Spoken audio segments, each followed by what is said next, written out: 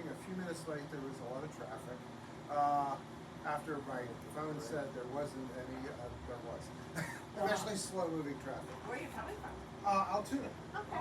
So, first of all, our topic today is the Pennsylvania Germans. Now, there's some controversy right off the bat.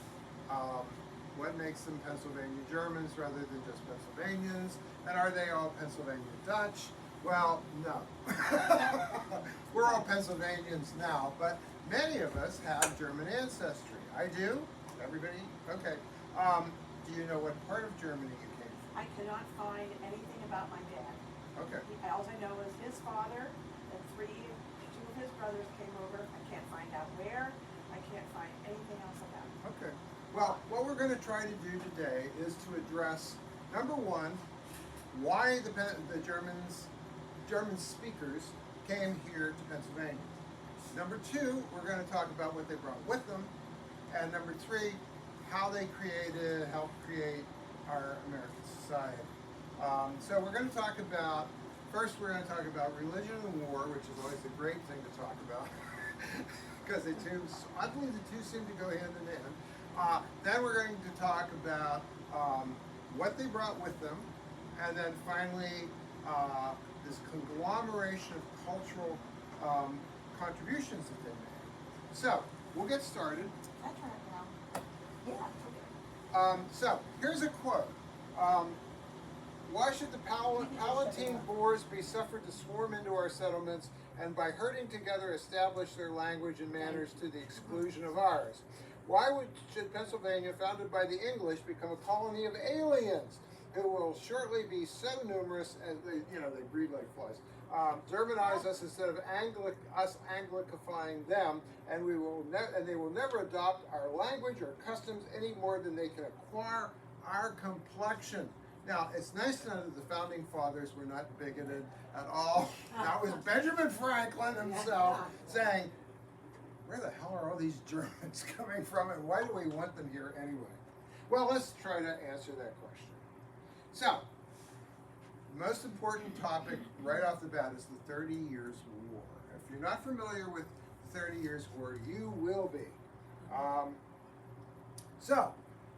This is Europe, as you can tell, and these are the areas that were under the influence of specifically the Holy Roman Emperor, who was German. All right? The Holy Roman Emperor was, of course, under the thumb of the Catholic Church. So they had a love-hate relationship going on. That's Ferdinand II of Bohemia, and he was one of the Holy Roman Emperors. All right? Ferdinand II was relatively enlightened. Of course, the Reformation was going on during his time period, and he had sort of a live or let live attitude. But of course, being Catholic, about half of this region hated him right off the bat. And they hated the idea of the Holy Roman Emperors. During this time period, the attitudes towards the average person was fairly what we call medieval. You were owned by your rulers, whether it was a duke, a duchess, or an emperor. You were their property. And depending on how enlightened the person was, they could do anything they wanted to. So, he was overthrown by Ferdinand III.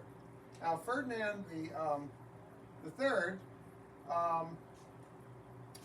was also a fairly well-known and fairly well-educated person, but his attitude was very, very different. His attitude was, okay, this Protestant stuff, no way. I'm not going to be as tolerant as my father. Protestants, Jews, look out, because I'm the Holy Roman Emperor and I demand that everyone be Catholic. Okay? He didn't last long.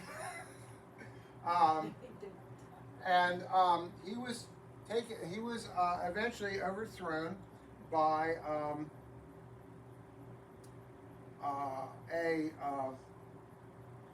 another fellow who was a Protestant, and that started the trouble. First off, Ferdinand III had started the trouble by demanding that every Protestant become Catholic. The next guy was not a Holy Roman Emperor. He was a Protestant, and he just reversed everything. And that started open warfare in Germany among the religions. Okay, so you have Lutherans fighting with Catholics. You have people from Switzerland who were Calvinists moving in to fight with both because they all considered each other to be in heresy. Then, because the fighting became so intense, you had other Protestant countries invading. You were invaded by Norway, by Denmark, by Sweden. Holland was part of this group. And so for 30 years, you had continuous warfare in the German provinces, okay? It was so bad that you had, one year you would have this group come through, killing people, slaughtering livestock, burning fields, causing famines. Then a year later, another group would come through, do the same thing all over again. It was Protestant versus Catholic versus other Protestant versus this versus that. And for 30 years this went on. It was so bad, and the people became so paranoid, that this was also the time, for those of you who were at my previous talk, this was the time where they began hanging people as witches in the German provinces, and the wolf population increased so dramatically because the farms were destroyed, the civilization pulled back, the wolf population, they actually had werewolf trials, and they hung people for being werewolves during this time period.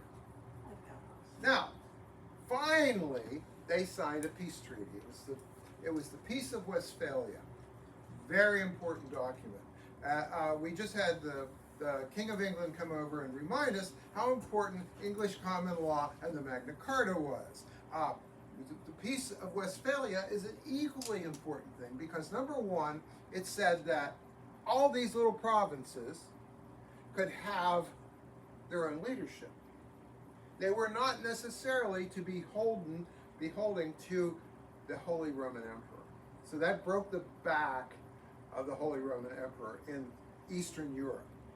The second thing it said was, you know, if your king, prince, whatever, says, we're all this now, you can ignore him. You can practice whatever faith you want. And as Americans, that's really important. And finally, they said, you can kind of come and go as you want too. So, for Christians, that was great. The Jews were not addressed in the Peace of Westphalia, but it's an important document because it broke the back of the Holy Roman Empire.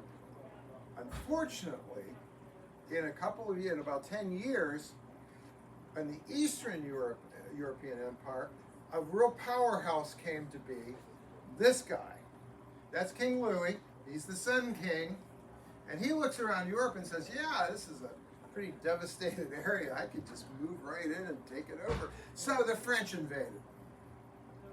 So the other thing with the Peace of Westphalia, it declared that no longer would the Netherlands be a province under the Holy Roman Emperor. They became independent.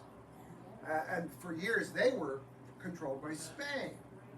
And that's where the last of the Holy Roman Emperor types ended up.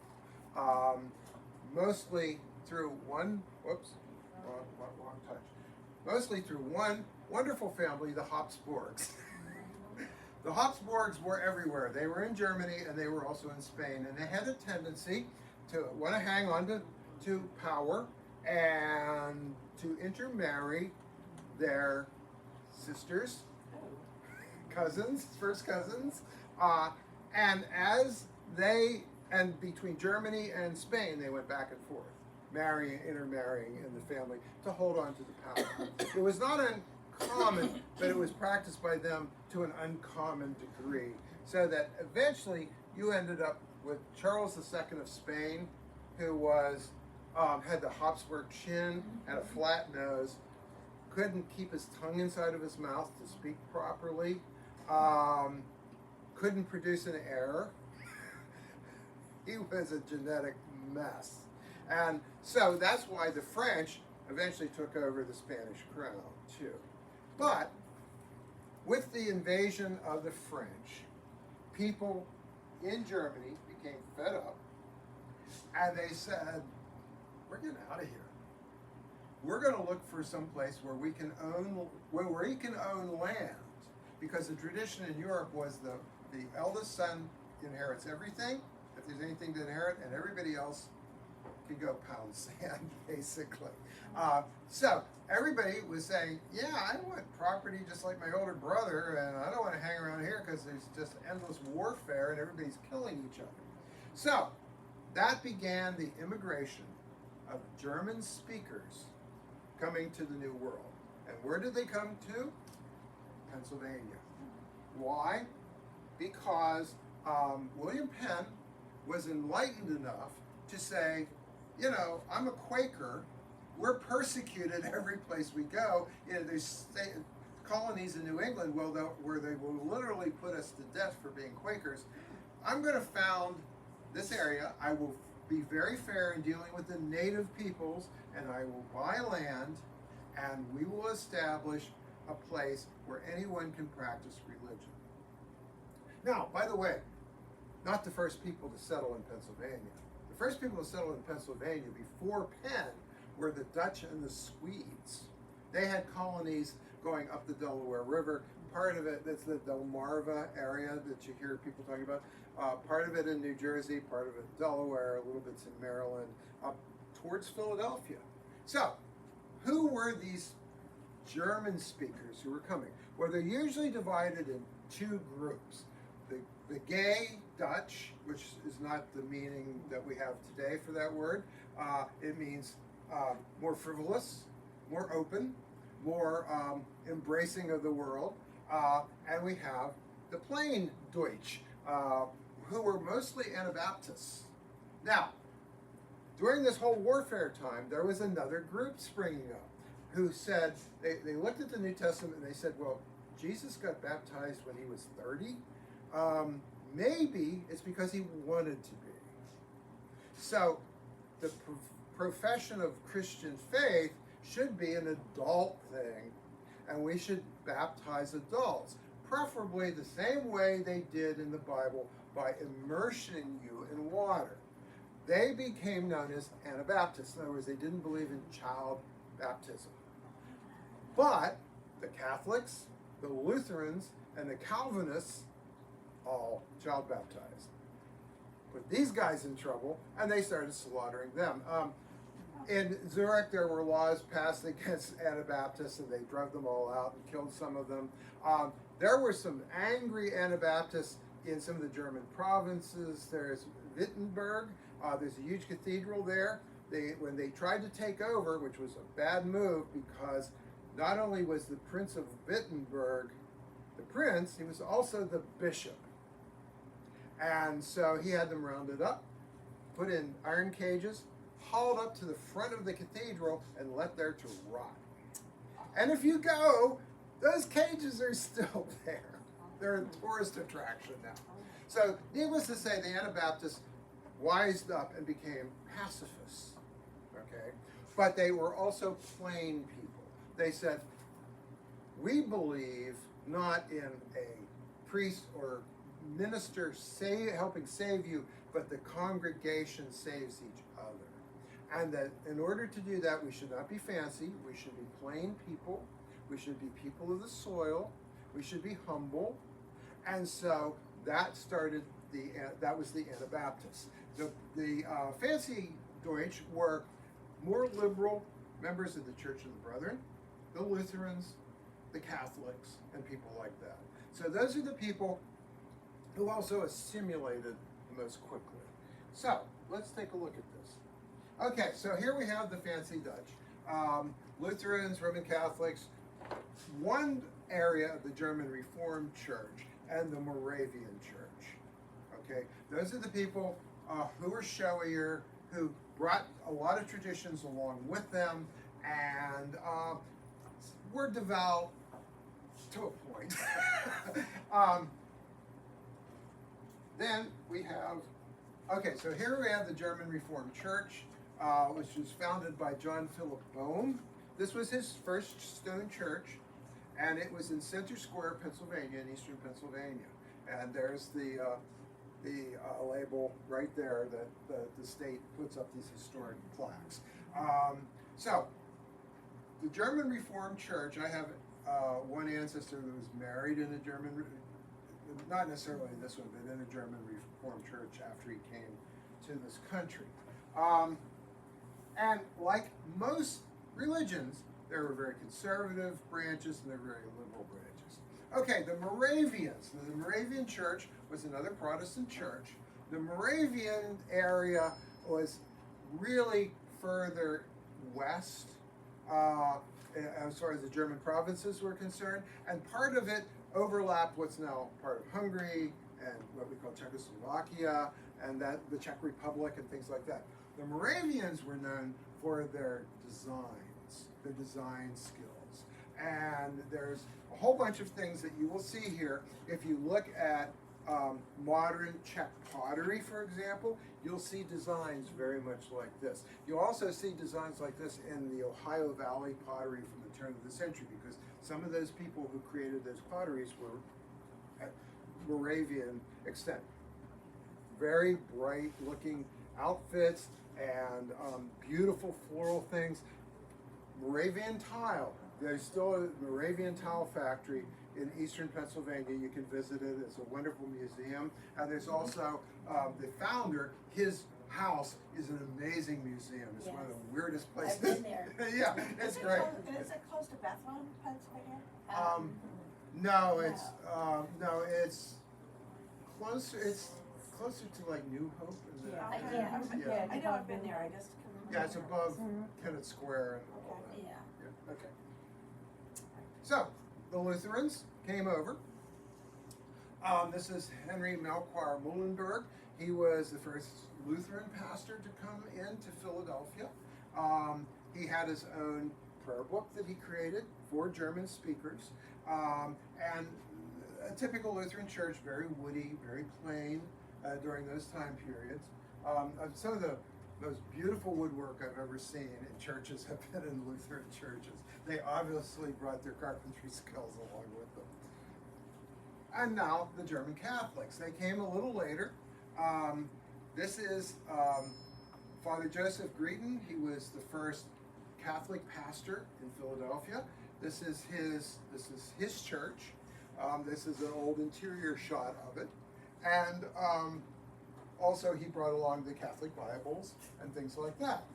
So now let's talk about the plain Dutch, the Radical Reformed, the Schwarzenbrouw Brethren, the German Baptists, also known as the Dunkards, the Mennonites, and the Amish.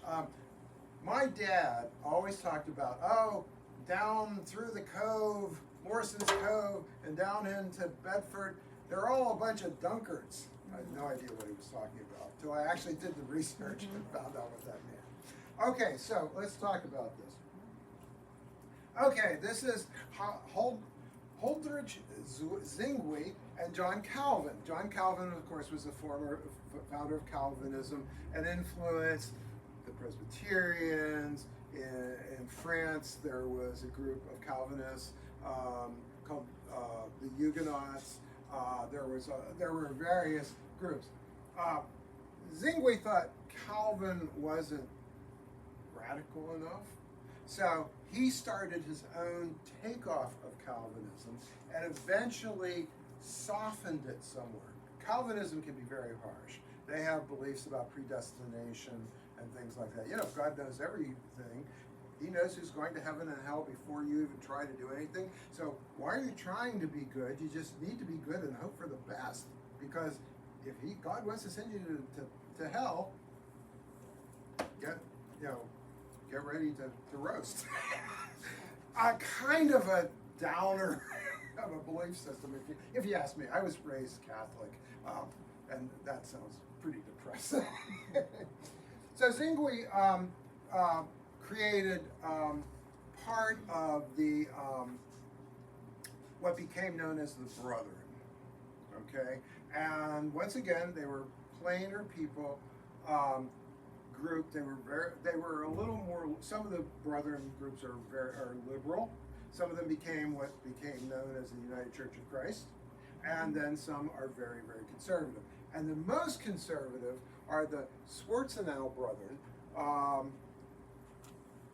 and that group was brought over by this gentleman, Alexander Mack. The Schwarzenau Brethren are extremely conservative. There's still a Schwarzenau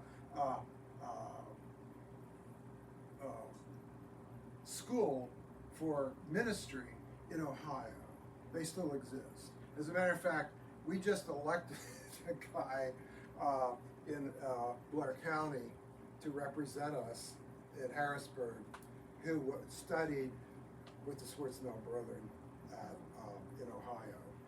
And he's one of those guys that so far we're waiting for him to agree with anything or do anything because nothing is conservative enough. Okay, then we have the Dunkards. Now the Dunkards were known as the German Baptists. They are not like the English Baptists. They're totally different groups. They're another offshoot of the Brethren. And like I said, there's a wonderful old map of Blair County. Blair County was carved in the 1850s out of Bedford and Huntington County. And there's a wonderful map showing all the property ownership in the brand new spanking new Blair County. There's a North Woodbury County down here, North Woodbury area down here, and then a Woodbury area up here. So they hadn't quite got their namings straightened out yet when they created this map.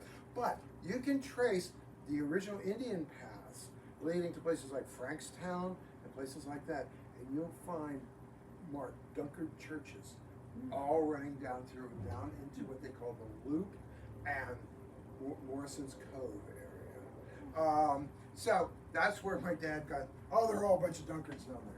And of course they practice baptism for adults by immersion. Okay, this is Simons Menno. He was a Frisian. He was originally a Catholic priest. He discovered the whole Anabaptist movement and thought it sounded very attractive to him. He was one of those guys who wasn't too crazy about the way the Catholic Church had become very grand, and especially what caused the Reformation. The Catholic Church popes were taken over by two of the biggest banking families in Italy, the Medicis, and then what's the other name? Oh, I just lost the name. That's terrible. Well, the Medicis were the first group, and then the Borgias were the second group, and the corruption was unbelievable. So he thought this whole idea of being plain was a great thing. So he started a small group of Anabaptists who decided to dress plain, stay close to the land, and everything like that, and they took his name. They became the Mennonites.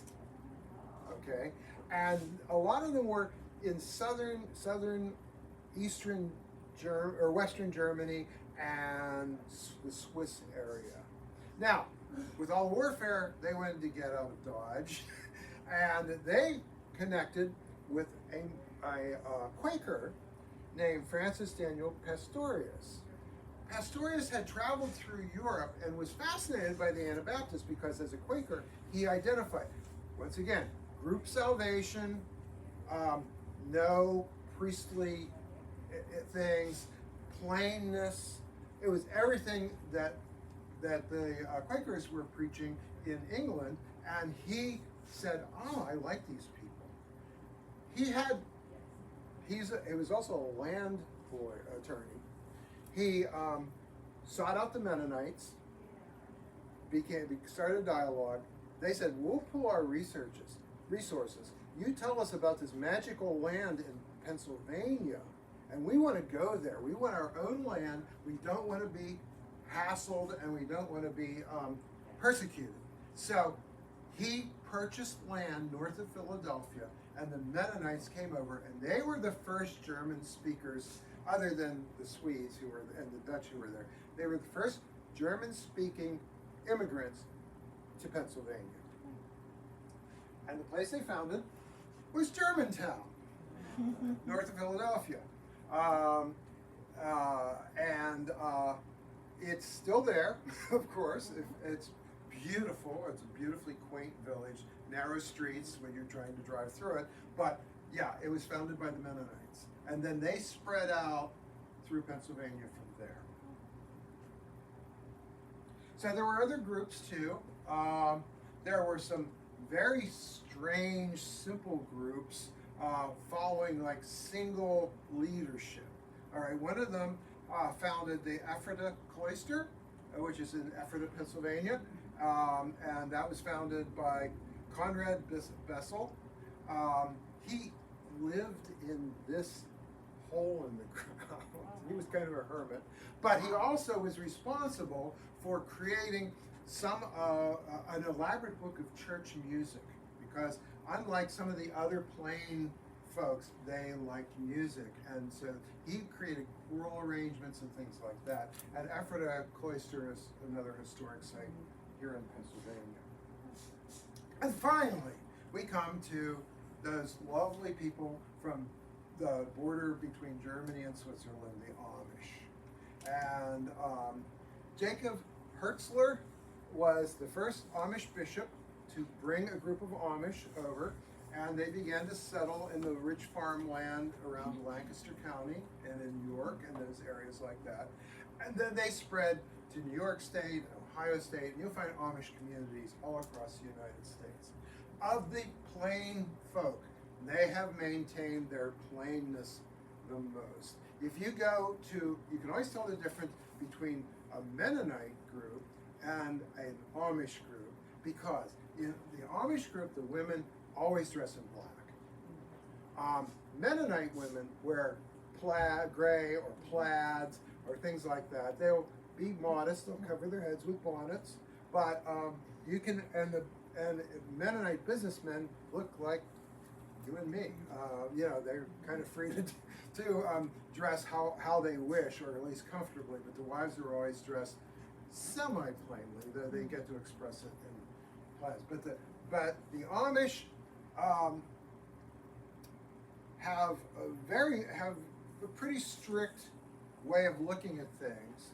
They do have a thing before they baptize their young men and women. They have a thing called the wilding, where they go out and you drink. Isn't that for a year? Yeah, a year. Yeah. You go out in the world. You go out, live among the English, as they say, and you drink, you smoke cigarettes, you smoke pot, Yeah. you race your buggies up and down the road late at night, and you do all that stuff to get it, I guess, out of your system, and then you go get baptized, and you really start growing your beard, and your father will probably divide some farmland up, because they had huge sprawling farms, but then each generation those farms get chopped up into smaller and smaller farms, still trying to produce the same amount of stuff.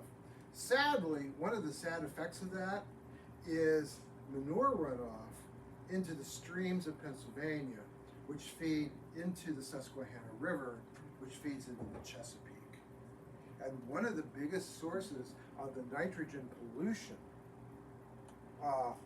now they're dealing with it now, in the Chesapeake, which was killing the shellfish and the fishing and stuff like that, was the runoff from Amish farms, all through that Lancaster Valley.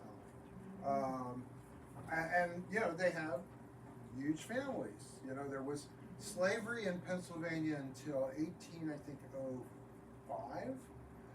And then after that, no slaves. So if you wanted to have a big farm, you had to come up with your own farm workers. And it's better not to have to pay them, just feed them. So you had huge families. On my dad's side, there are Allisons and then Imlers in Bedford County.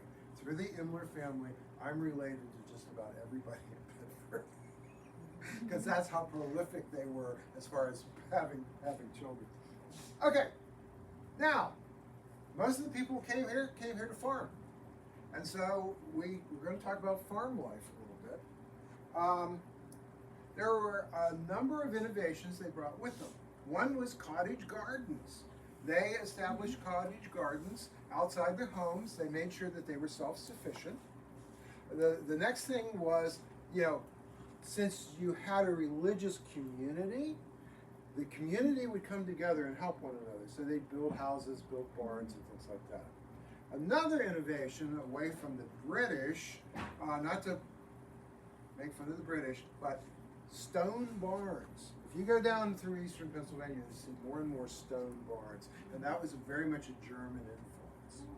Now, among the things that they came up with was, since they were producing so much produce and getting involved in lumbering and all that kind of stuff, they needed a way to transport that stuff to market. So, there's a small German village called Conestoga, and they created the Conestoga wagon, which back then was a huge thing. It wasn't those beautifully made, delicate looking things that went out into the West. These were big wagons that were used to transport freight. And in order to move them over dirt roads, you needed a horse.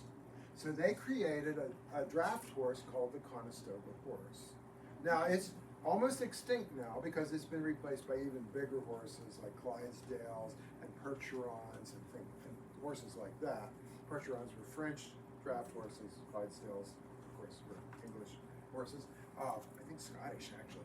And but these were big sturdy horses, and they were bred specifically by the German farmers around the Conestoga area to pull the Conestoga wagons so they could haul as much freight in one trip as either the Conestoga. So what's the population of Conestoga horses now? Very low. They're trying to save them. They're trying to bring them back, basically. So The strain was. Yeah, they were superseded by other animals. Plus, the Conestoga wagon went from being primarily a freight wagon to a wagon that was used to move families into the Midwest and eventually out west. So it became lighter weight, still the same shape, that sort of ship shape with the hoops over top of it, but it changed too, and it became easier for a normal team of horses to pull it. I think they have one on display in Somerset at their rural museum, where I think it's September, they have a big folk festival there with like colonial and early 1800 period craftsmen and stuff like that. In their museum, they have one of the big Conestoga wagons, and it's enormous. So, being in farms, harvesting is very, very important. And the most important part of harvesting was the harvest of the animals before winter. Specifically, the animals that Germans were very good at breeding, which were pigs. There's an old German saying, everything but the oink. and that's how this was done. So this was not only a family affair, but a community affair. First, the pigs would be slaughtered. A pig would be selected to be slaughtered. They would be bled out. The blood would be saved before use later. Then the pig would be steamed or scalded, and the bristles would be scraped off the skin.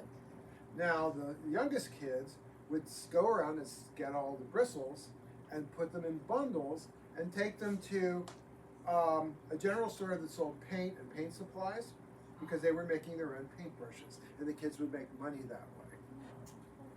Then the pig would be skinned and chopped up into pieces. So hams and roasts and things like that would go then into the smokehouse to be smoked in order to preserve it for the winter. Now they would take a certain amount of everything and they would start chopping it up. And they would clean the innards of the pig, the intestines, and then they would use pepper and nutmeg and various spices flavor that chopped meat and stuff it into casings and make sausage. Then a certain percent of that sausage would go into the smokehouse to be preserved for later.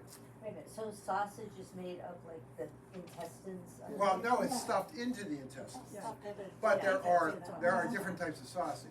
There are ones that are mostly meat and fat with spices. There are ones that have wheat in them or other grain, and there are ones that have a lot of grain and blood in them. There's blood sausage. There is liverwurst, where they chop up the liver. Hungry, I am. Chop up the liver and add spices to it and grain and make liverwurst. So these are all different forms of sausage. Like I said, everything but the oink. So then they would take the scrap meat and the fat and things like trotters, which are the feet, the hooves, and the head, the ears, and stuff like that. Chop it all up, stick it into a pot, and start to cook it. Okay? So from that, they would get a broth that was really rich. And of course, there was bits of liver and kidney and heart and all that kind of stuff in there. They used awful, because you didn't waste things and it had nutritional value. And that was called the Mandelbrot. Now, Mandelbrot was when the poor people came around, you gave them the Mandelbrot and freshly baked bread, and that's how you took care of the poor. Also, your preacher was probably also, the preacher is poor as a church mouse, that thing. So the preacher would get Mandelbrot, and he would get some sausage and maybe some chops or a ham or something like that as part of his payment. Then you would take the cooked meat, add cornmeal to it, churn it up, put it in pans, and bake it. And when you pulled that out, it was solid. You could pop it out of the pan and slice it and fry it. That was known as pontos or scrapple. Scrapple, yeah. Yeah. Okay, so that's where scrapple I was gonna came say from. scrapple, yeah. Last but not least, the last bits of meat, the little tendons and stuff like that in the pig's feet, the trotters, you would add that to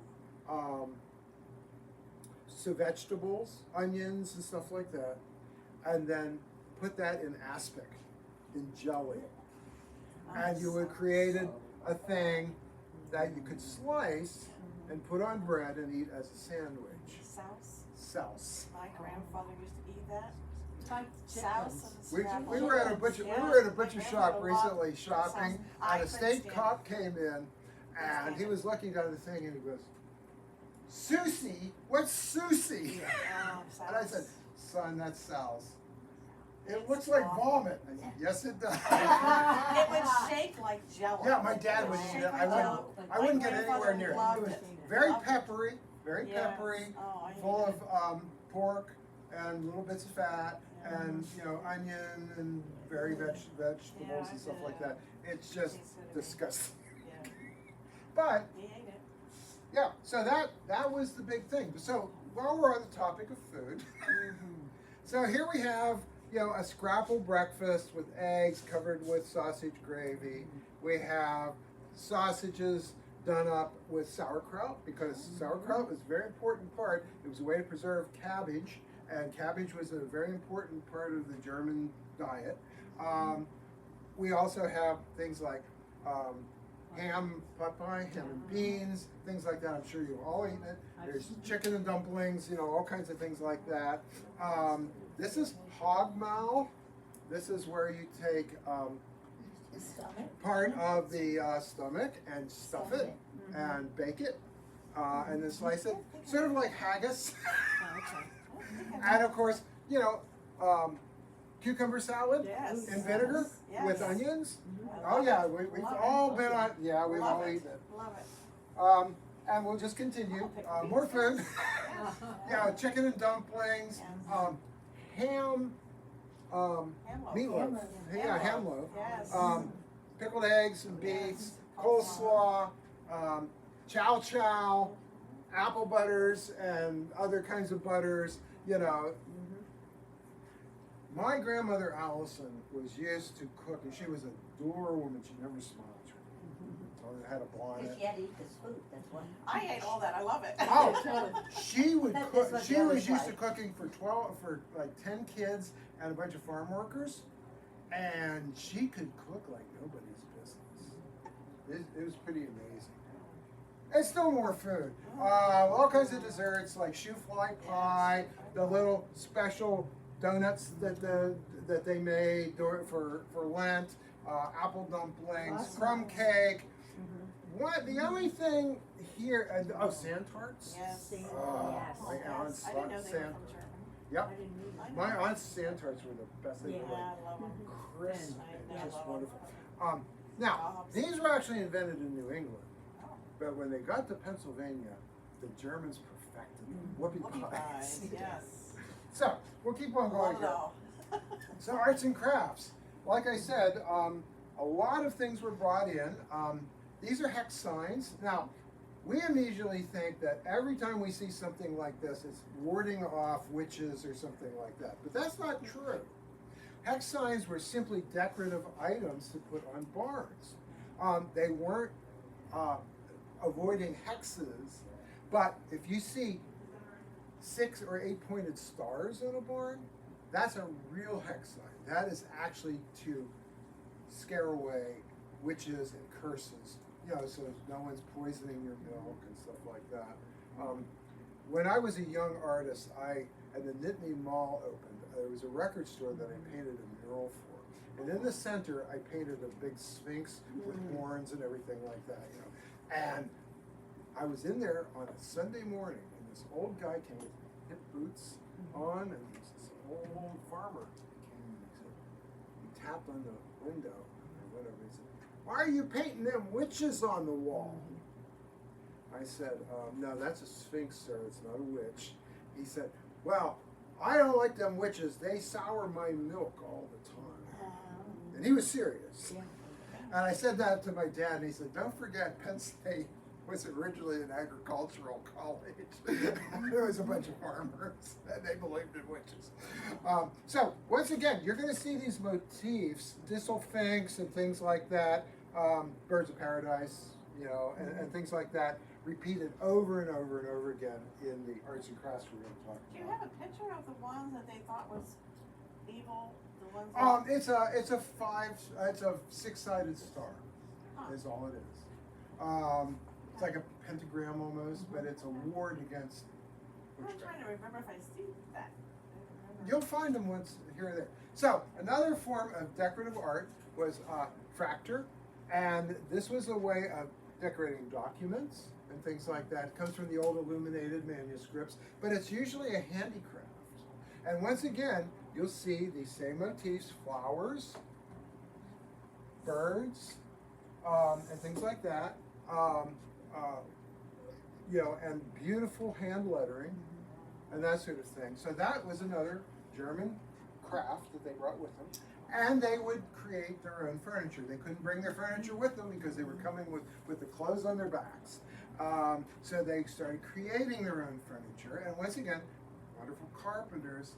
This kind of, if you can find an original hand-painted piece like this from, somewhere in the Lancaster Valley and somewhere in that area, they're worth a fortune if they have the original paint. And so once again, you see these same, there's unicorns, flowers, the unicorns and flowers seem to be the major motifs, but this is all very typical of Pennsylvania farm furniture. Cut paper was another craft. Notice how the motif, if you would fold this in half, the motif is repeated the same way. So they fold the paper, different pieces, and then cut it out. Sometimes they would draw on the back and then follow it. When you open it up, you don't see the lines. And this is still done to this day. And there are international societies of paper cutters who do this craft. And this was a way of creating things like your own greeting cards, your own presents for people at Christmas time, and for birthdays, and things like How do you that. pronounce that? Sharon Schnitzer. Schnitzer. Okay, redware pottery. Like I said, you didn't have anything to bring with you. You didn't have the family silverware, you didn't have pots and pans and things like that, so you had to make everything. Now, when I was a museum curator, I was very, very lucky because where the Pennsylvania Council of the Arts used to hand out awards to artists, not just people with a lot of money, one of the guys they handed out to is a guy who literally revived Pennsylvania redware pottery. His name was Lester Breininger. He had bought an old ironmaster's house and discovered a waste dump across the street from it. So he was a science teacher. Being a curious guy, he decided to start excavating, and he started finding all these chunks of red pottery. And some of them he found enough that he could sort of glue them together, and he figured out what he was seeing was original pottery made from red Pennsylvania clay that was made by Pennsylvania Germans. And he started doing research. Now, Lester's no longer with us, but he was the only living potter in the Pennsylvania Redware collection of the Philadelphia Museum of Art. And since he took a shine to me, he gave me a piece. So this is a Lester Breininger piece of redware pottery. As you can see, it's really simple. They would use wooden molds to form plates and things like that. And the edges look like, have a little scallop to them. They use a wheel to cut the clay. They would then use colored slip in a pot with little turkey quill tubes, and they would make these designs like this. Colored what? Slip. It's clay. And then they would fire it. Now the old ones, the glaze they put on was lead-based. You can't do that anymore. So this is safe. This is, but on the back, you'll see it's not. It's not glazed at all. And when you look, and I'll pass this around, just please don't break it. He wrote what the weather was like the day he made this. Oh, that's interesting. So that makes a difference? That was just a part of their culture, part of what they did. Now, he inspired people to continue to make redware pottery and to use these motifs. Here's another little piece I'll send around. However, this piece, and it says, let's see, too damn hot, waiting for some cooling rain. But this was made by a pottery in Colorado. So his influence and the influence of Pennsylvania redware, you'll note it. If you see this, you know it's Pennsylvania redware pottery, okay? So, and all these kind of things were things they made, jugs, for storage. It was all practical. Very little of it was decorative, but very little of it was made purely as a decorative object. It was made to be practical. Okay, so not only did they were they not able to bring their household items with them, but they didn't bring any doctors or anything else like that either. So they had their own techniques for healing. A lot of it was herbalism, and some of it was something else entirely. Okay, so this is the first published book of herbal cures. It's a book of botanic healing. It was created by Christopher Sauer Jr., and this is the time period where he lived. So this is one of the first books talking about how to use native plants to cure diseases, to make medicines, poultices, and things like that. So that's one aspect. However, there's another aspect called powwow.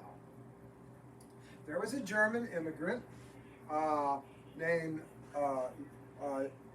Jan Jörg Hollmann, who came over, and he first started out as creating fractors. He would hand paint documents. Eventually he got a printing press and said, oh, I can print my designs and then hand color them and still get the same money for them, but turn them out faster. So now he had a printing press. And what did he want to do? He said, there's all these wonderful cures that are passed down through all these German households. I should put them in a book. And the book is called Freud in der Rot, or The Long Lost Friend. And it is Arts and Remedies. Now, this is what's really interesting. I have a copy of it, and I forgot to bring it, and I apologize. But it's mostly Christian prayers to do things like heal your warts, make you invisible to robbers when you're out on the road. It invokes the Trinity frequently, but it also has things like when to gather willow bark, what cycle of the moon to gather herbs, all those kind of things. How to make a poultice, how to make a special drug to cure seizures, how to get rid of the grip, and things like that. All written in German and then, of course, translated into English.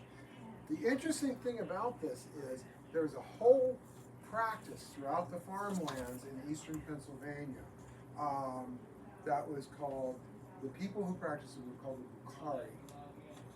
the Bukri. And they were known as powwowers, borrowed from the Indian word, but they were doing powwowing. They were laying on hands, they were reading these religious spells to people and teaching them how to do magic. And some of the people were under suspicion because they were suspected of doing black magic. Okay. Powwowing still goes on to this very day. As a matter of fact, some of the voodoo churches that exist in New Orleans, one of their key books, the Long Lost Friend. Did you read the part at the bottom there? It says, I, Homan. Oh yeah. I, Homan, hereby swear and attest that whoever shall use my secrets shall be safe from his enemies, visible and invisible, and whomever shall follow the secrets revealed in my book and apply them should be surely able to obtain success, good fortune, and prosperity. I further say that who shall ever have this book with him shall have the protection of Jesus, have no unjust sentence passed upon him, nor drowned in any water, nor burned in any fire, nor may any magic play havoc with him, so help me. I That's get quite a statement. mailings with printed prayer cloths on them that urge me to kneel on that and say a prayer and then send a check. Yeah. And I will receive every blessing known to man. Well, in this case, you just had to buy a book. Yeah. I remember my grandfather knew a way if you had a burn, Yeah. he would do something. I can't remember, it was a blow or something. But anyway, the pain would go away immediately. Yeah. He just knew how to do something. It was weird. Yeah. Well, Is that a power? my yeah, it's a powwow Okay. thing. And my grandmother Allison had, when she died, when they cleaned out her house, she had these huge mason jars full of herbs. I spent the thing she had collected the most was something called bone set, and she would make a tea from that and give it to you if you were injured. I mean, it was literally to aid broken bones, but also if you had pneumonia, if you had this, you drank bone set tea and put a mustard plaster on your chest. I drank bone set tea. I do not recommend it. It is the most foul stuff imaginable. Okay, so here's some fun stuff. This is the Albadrich. The Albadrich was this weird bird that lived out in the forest. And the older men frequently would take the young men out at night to see if they could find the Albadrich. Is that like The sniper. sniper? Yes. Yeah. Yeah, it was. It was a way of joshing with the young folks because they would believe all this. Okay, the Hexenwolf was a werewolf. It was a creation of a witch, or it was a witch who transformed herself into a wolf, and so they had superstitions about this. There are also, when things went bad around the farm, you blamed it on the Schnellergeist, the fast ghost, the quick ghost, because I had a calf and it's gone. It's gone. Quick ghost. The Schnellergeist came and took this, or soured the milk, or whatever. Okay, but eventually, especially with the Maryland, Eastern Maryland German farmers, that when they were talking about this, it got picked up in the 1800s by newspapers, and they changed the name because there was a name for a fast-talking, lying politician. Not that we have those anymore, but called a Schnalligeister. Okay, so they took the Schnellergeist and that term, and they created. Oh, sorry, I gotta go back. Oh, no, we're not going back. Okay, sorry. They created a thing called the Snallygaster. And the Snallygaster is this awful creature that the newspaper men created, claiming, there we go, that's the Snallygaster right there, claiming that it specifically liked to eat black people. So they took this German traditional superstition and made it racist. Now that's been dropped, and there are Snallygaster festivals all over eastern Pennsylvania and Maryland. And actually, I don't know if it's still there now because after COVID, you don't know what came back. But the largest microbrew festival in Washington D.C. was called the Snallygaster Festival. Oh, and the Snallygaster, by the way, it looks like a dragon. It has one eye in the center of its head. It has tentacles around its beak, and big wings, and it would swoop down, and it makes it sound like a freight train. So, you know, take it with a grain of salt. Whoop. Okay, we'll go over here. Okay.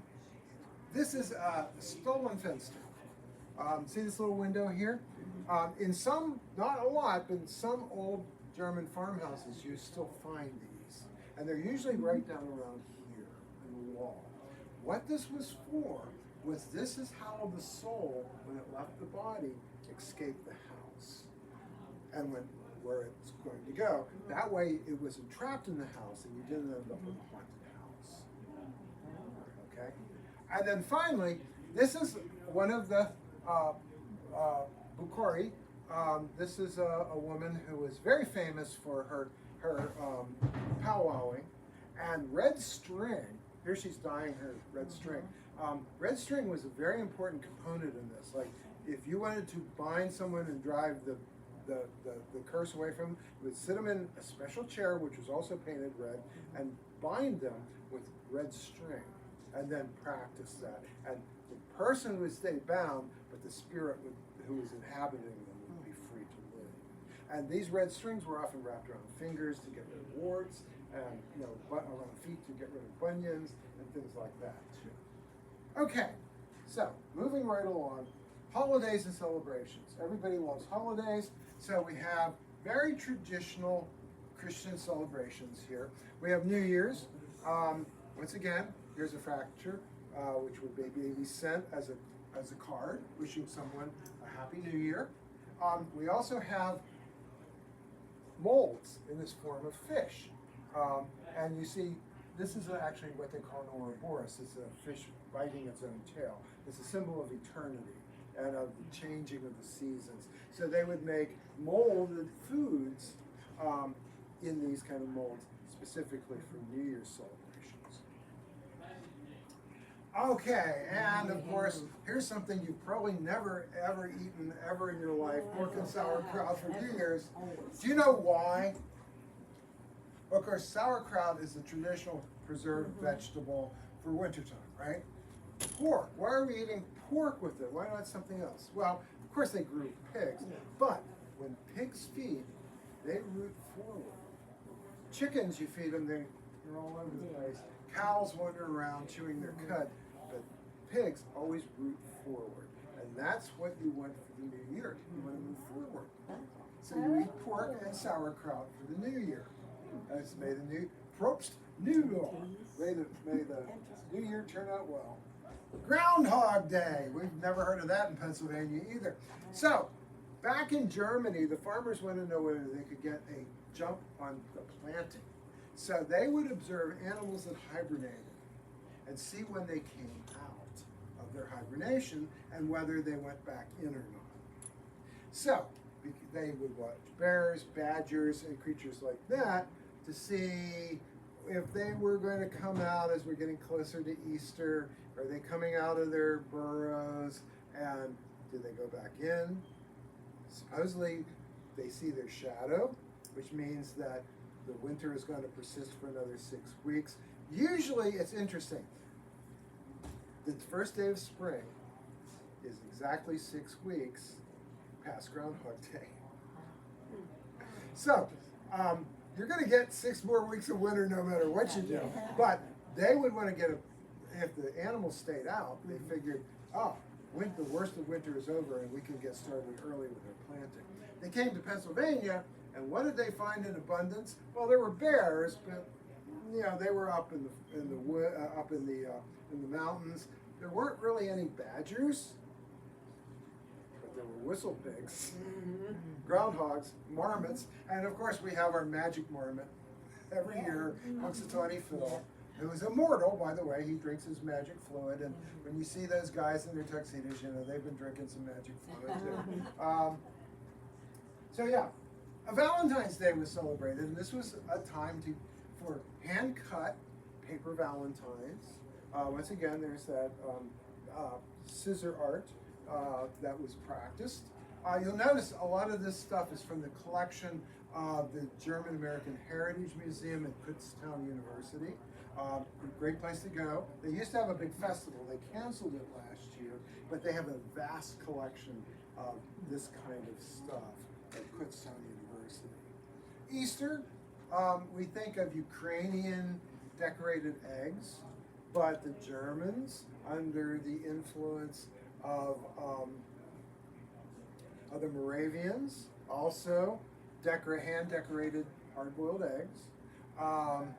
Here's a Good Friday egg with Good Friday written on it in pencil. And of course, another German tradition, the Easter Bunny. Rabbits are symbols of spring, as you know what rabbits do in springtime. And it's a symbol of fertility. There are certain churches still to this day in Eastern Europe where after the Easter Mass, whether it's an Orthodox Easter Mass or one we're more familiar with, the attractive young men and women will take their eggs and tap them together and see who can break the other person's egg. No symbolism there. The other thing, though, in some places they'll go out after Mass or after church with canes and wake up the fruit trees by swatting them with canes, so to remind them to produce fruit come the spring. Nothing to see.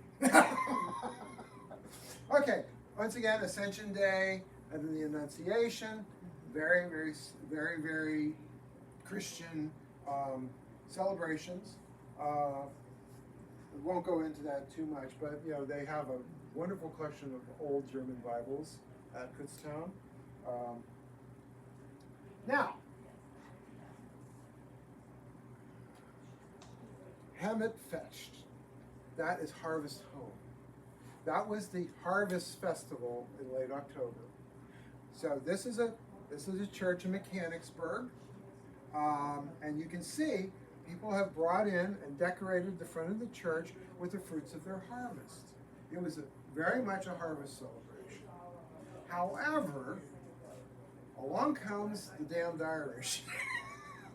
And they have their own harvest celebration, and the two kind of start blending together.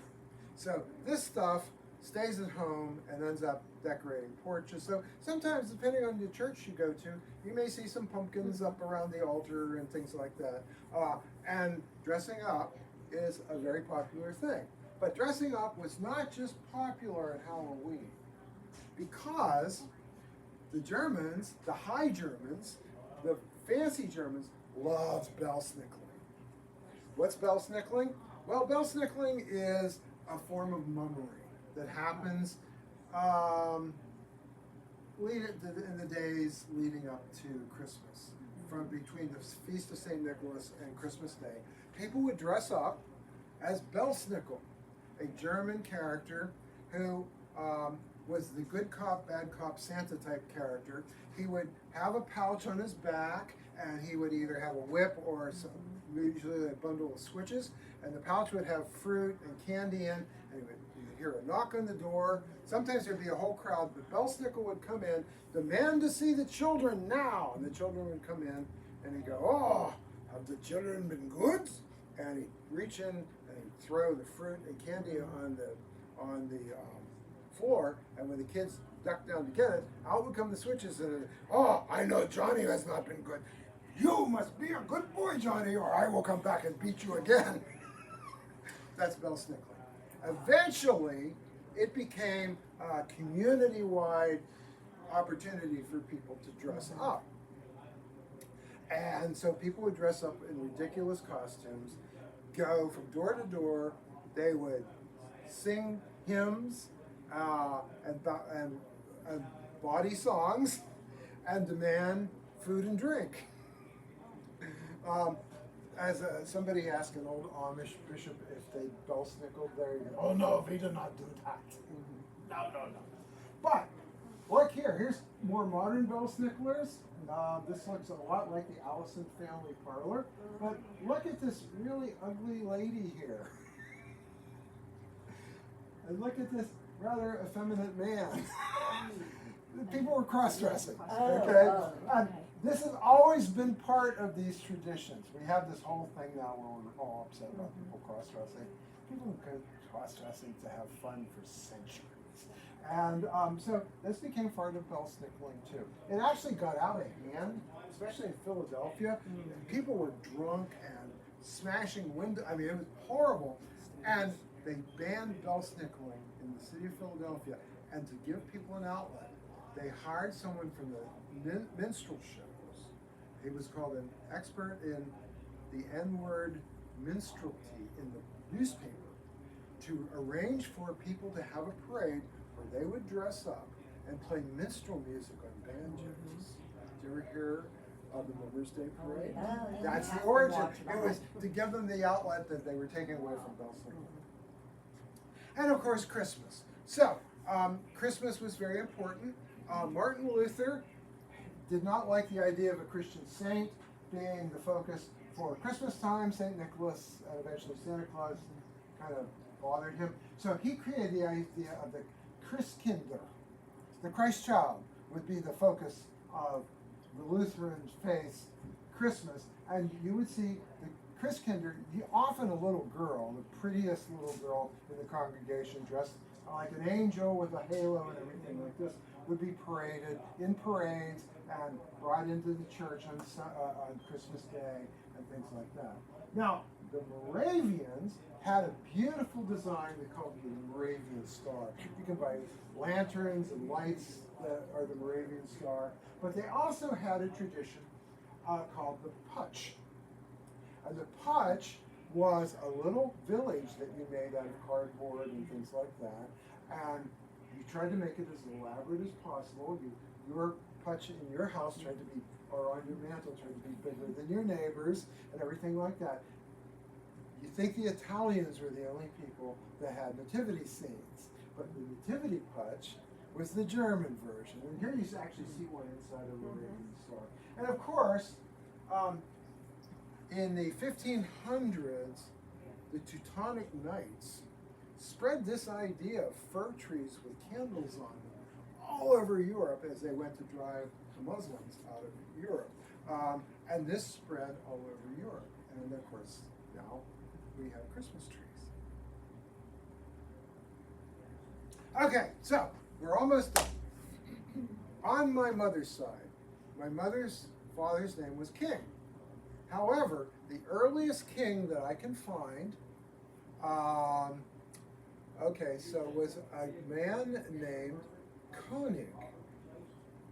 Heinrich Koenig, who was born in 1758, showed up in eastern Pennsylvania right around the time of the American Revolution. We have no records of how he got there. There's no documentations of his ship or anything like that. So we're not really sure where he came from, but his dad, Dietrich, stayed in Weimar, Thuringia.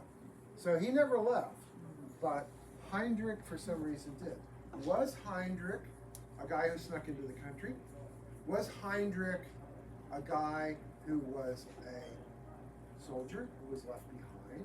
He may have been a prisoner of war and said, I don't want to go back, I want to stay. So he magically appeared and worked as an innkeeper and eventually Anglicanized his name to Henry King. However, I have his gravestone and it says Heinrich König on it. His sons, they kept the King name, but they wanted their father to be known by what he was known. So, people lived in Paradise, Pennsylvania. Eventually, Daniel Alexander King lived in York. He ran a hotel in a place called Railroad, Pennsylvania, which was north of York. It was actually a place where different train lines came together. And I don't know if he owned it or if he just ran it, but he was a well-respected member of the community. Some of his sons became mechanics and engineers or metal workers for the Pennsylvania Railroad, so they were well paid. And my grandfather, my mother's father, was a member of the King family. So there's Heinrich's tombstone. There is Daniel's little place that he had in Railroad, Pennsylvania.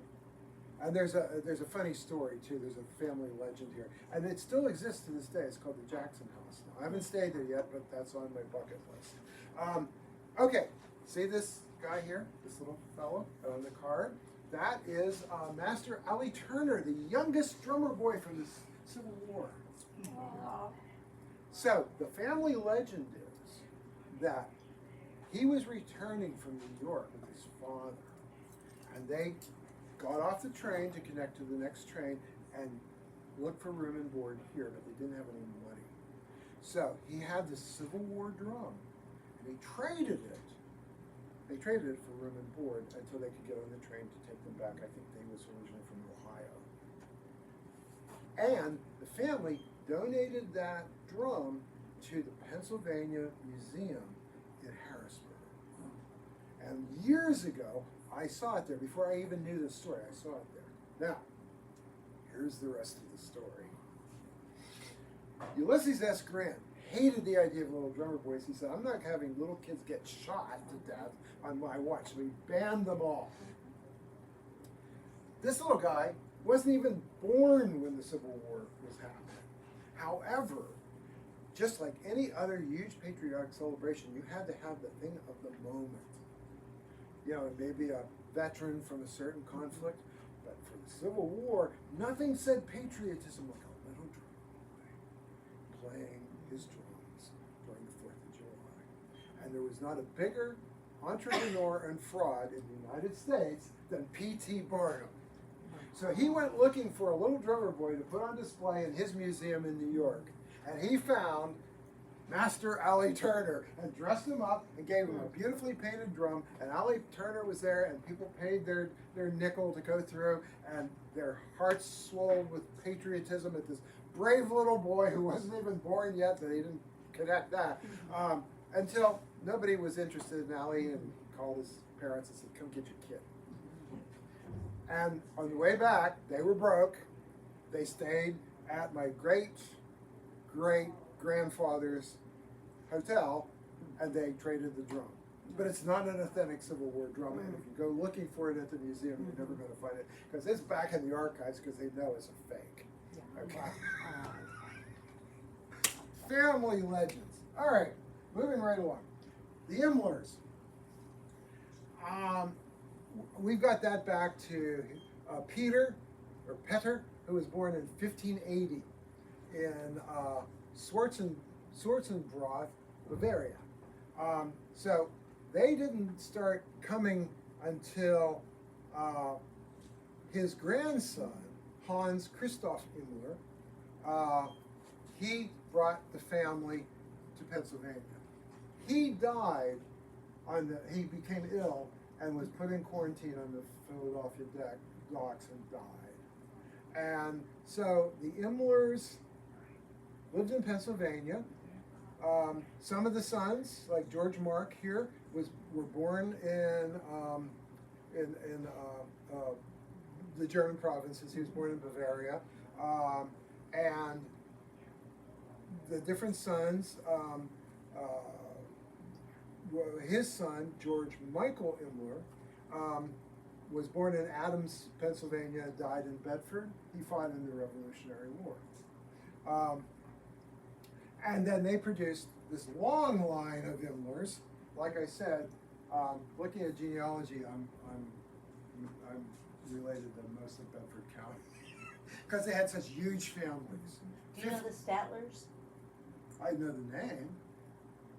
I don't necessarily know everybody I'm related to, but you know, they keep popping up on the genealogy site. So we don't know where George is buried. There is a family cemetery, but all the tombstones are destroyed. So the Daughters of the American Revolution put this up. It's along the road, one of the roads in Bedford County, near the town of Imler, by the way. This is my great-grandfather and his first wife. She died in childbirth. Second wife, you can see who was the tough one there. And she had like 13 kids and survived. Okay. So then their youngest daughter was Hattie Imler. That's her right there. That's my grandmother. And this is her. You can tell who wore the pants in this family too. Just look at those pictures. This is my grandfather, James Harry Allison. He was a farmer, not a great farmer, but he was a farmer. And this is him with two of his sons. This is my Uncle Clayton, who ran a drafting department for Westinghouse over in Pittsburgh. And this is my dad, who when he was going into World War II. So that's my story. Wow. And as you can see, I have a reason to be able to tell that. Yeah. So anyway, I encourage everyone to look into the genealogy. You're going to go down a rabbit hole, but it's quite a trip and it's worth taking. Well, thank So, you. any questions at all? That's great. Okay, as they say at the end of Marvel movies, Mike Ellison will return in October, and he's going to give a talk on an A through Z collection of folklore characters, monsters, since it's October, and cryptids. And that are all my illustrations. I may be wearing some of my t-shirts. I may have my card collections with me, we'll never know. But if you're so impressed by that one, I can probably sell you some merchandise. So anyway, thank you for listening, thank you for being so patient. And thank you for having me back, and I look forward to seeing you guys again in October. Tell your friends, bring them all. Yeah. Are you currently retired, or what is your? Oh no, I'm an artist. I would never You never retire. retire. They're creating a coffin to accommodate my arm holding a paintbrush for when I drop over dead. No, actually, this would be the ideal day for me to be working because I'm currently restoring columns and some other things at Del Grosso's for the water park. Oh. And I'm at the point where it's restored, but it needs to be clear coated. Today would have been the day. Tomorrow it's going to rain again. So Oh, probably it's gonna Sun. rain today, it's What? coming in. Oh, is it? It's So coming, it's Sunday, coming, baby. Sunday and Freight Monday, I will probably finish that job. And one of the reasons I was a little late, I stopped in Warriors Mark to see another client who wants me to faux paint some things for his wedding barn. If you're familiar with Warriors Mark, the Red Man Barn. Yep, Is the it Red Red Man Man Tobacco? Barn owned by, Terry. Is it Bill, somebody? No, it's Terry. the last name. Never mind, keep going. Okay, It's anyway. right there, it's right there. Yeah, me too. Because I just talked to the guy and he's a friend of mine. So I'm gonna go down there and do some painting for him. Yeah, that, I painted that. Cool. So that's what I do. Very good. I have a mural going up. Thank you for coming, sir. A mural going up in Portage by their history center sometime in May, if it stops raining. And then we're going to go to Daytona Beach for a week and just pretend nothing exists. There you go. Are you taking Well, your thank you, this motorcycle was with you? wonderful. I don't have a motorcycle, no. My wife is a motorcycle person, but I am not. I Thank flipped you. one on Unrelated to myself one Hawken. time and I said, Oh, from Yeah. Bedford. Well, no, they came, We tried to From trace Southern my High. last name, and they they came, had never, what's your last name? Heffright. I mean, you got came Helfright, you got, Germany, I off in mean, it Germany. was Spanish It's flies. Helfricht. They're probably all, They're all And then moved bastard up flies to- everywhere. yeah, well, there's Imlers, Imblers. Yeah. It's all the same. The same, yeah, right. Is that the chicken place? Oh, that's like. It is the Yeah. chicken. Oh, this is, no, this is just a Yeah, list, that, you don't yeah, have it to. is, it's the Oh, same This family. goes through, Same. Oh, Okay. another thing Let's do is, the end of there was Okay, a great. member of the family who didn't fit in, who was also an artist, he served in World War I. He was an Orientalist, which I think is a nice way of saying he was a very well-read gay man. In a very conservative area, because he wore robes and wore long figure and wrote poetry, did beautiful paintings. When I was at the Southern Alleghenies Museum of Art, I was able to get a couple of his paintings in for the collection. They're very nice landscape paintings. His niece, his great niece was an Imbler, married a guy from State College. That guy's last name was Frakes. Their son is an actor, Jonathan Frakes from Star Trek. well, that's neat. Yeah, so, and he has a couple of Edgar Imler's. Well, thank you for Oh, coming. yeah. Yes, I'm glad I could. Thank you. We'll see you Yeah. later. No, Yeah. anyway, This was thank great. you. Yeah, please come. I've enjoyed, I think maybe this is my 7th one. Oh my gosh. Oh, good. It's so cool. They can see I'm just me. trying to think of all the ones I've come to. So the Harpster Farm in Warriors Mark, Yes. that was deeded to our family, Oh, okay. Harpsters. Yeah. Which were Herbsters by William Penn. Yeah. You know, so I'm back there doing books, and I'm like, check, check, you're talking Anabaptist, I'm Bye, like, thank you. check, Yeah. okay, check, Why alright. were they? Were they Mennonites or? No, well, no, Okay. Germans, they came from Germany, and then you were saying about Germany, William Penn, and Oh, blah, yeah, yeah. blah, blah. Well, So that- I'm back there, and I'm going, ready? I'm going, yeah, he's got that detail, right? Yeah, he's Oh, got okay, that. you were checking on me. What do you, you're bona fide. Remember, Coen Brothers, Yes. bona fide, George Clooney. Yes, He's yes. bona fide. I'm like, Bona fide. you done good. I'm like, yep. Wait a minute, what do you mean, George Clooney, what is what? I'm bona fide. She was I'm doing history she was fact checking. checking me.